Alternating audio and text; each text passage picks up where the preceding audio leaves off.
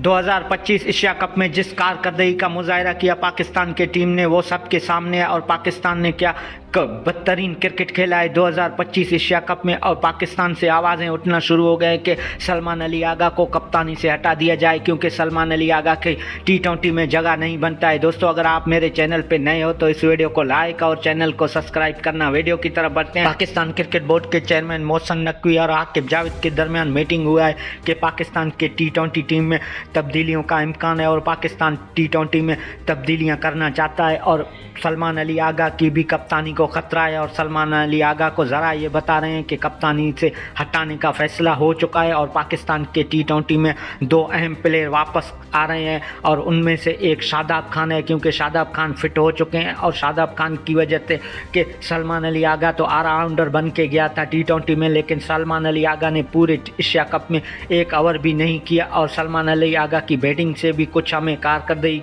देखने को न मिला। सलमान अली आगा टेस्ट और वनडे के लिए सही होगा और पाकिस्तान टीम में शादाब खान की वापसी हो रहा है T20 में। और फिलहाल बाबर आजम और मोहम्मद रिजवान की अभी नाम निकल के नहीं आ रहे हैं क्योंकि बाबर आजम और मोहम्मद रिजवान टेस्ट और वनडे के स्क्वाड का तो हिस्सा होंगे लेकिन T20 के हिस्सा नहीं होंगे।